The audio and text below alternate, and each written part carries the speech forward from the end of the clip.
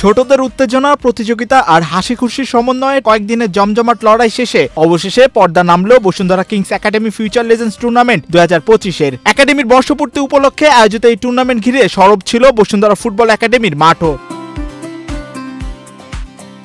3টি বয়সভিত্তিক ক্যাটাগরিতে 6 থেকে অনূর্ধ্ব 10, 11 থেকে অনূর্ধ্ব 14 আর 15 থেকে অনূর্ধ্ব 18 বছর বয়সীদের নিয়ে গড়া হয়েছিল এবারের আয়োজন। মোট 22টি দলে অংশ নিয়েছে 300-রও বেশি ইয়াং ফুটবলার, যারা লড়েছে তাদের দলীয় স্বপ্ন আর ব্যক্তিগত সেরাটা তুলে ধরার লক্ষ্যে। টুর্নামেন্ট জুড়ে দেখা গেছে তরুণ ফুটবলারদের দারুণ টেকনিক, ট্যাকটিক্স আর দলীয় বোঝাপড়া। লিলি, রোজ, মেরিগোল্ড, সানফ্লাওয়ার এমন প্রতীকী দলের নাম যেমন রং ছড়িয়েছে মাঠে, তেমনই প্রতিটি ম্যাচে উঠে এসেছে ভবিষ্যতের সম্ভাবনাময় মুখগুলো। ছোটদের মূল আসরে লড়েছে নাইটেঙ্গেল, কিংফিশার এবং সানফ্লাওয়ার ও টিউলিপ দল।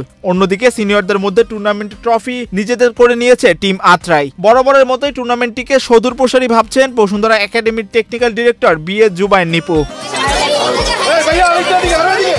শুধু প্লেয়াররা না, নট অনলি প্লেয়ারের সাথে তাদের গার্জিয়ান দেখেন, আপনি যদি একটু তাকান আজকে দেখেন প্রচুর গার্জিয়ান চলে আসছে খেলা দেখার জন্য।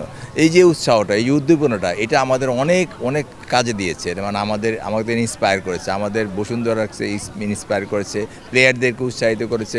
এখন রেগুলার 3-4 জন করে প্লেয়ার ভর্তি হচ্ছে।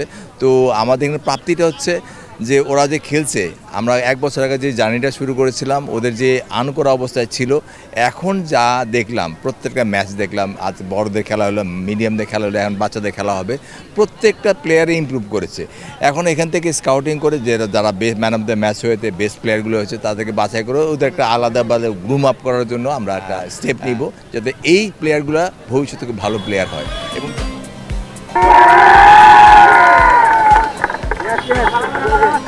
এই 1 বছর পূর্তিতে আজকে প্রায় 400-র উপরে, প্রায় 500-র কাছাকাছি ছাত্র এখানকার।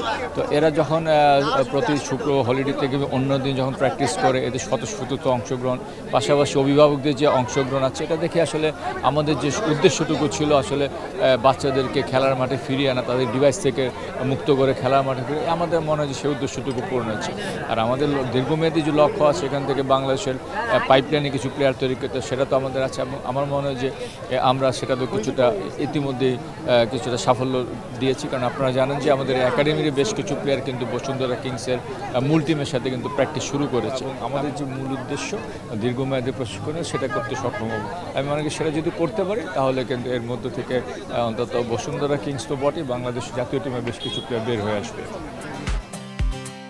একাডেমির প্রতিষ্ঠাবার্ষিকীর এই টুর্নামেন্ট যেন এক নতুন সূচনা, যেখানে প্রতিযোগিতার মধ্য দিয়ে গড়ে ওঠার সুযোগ পাচ্ছেন ভবিষ্যতের তারকারা।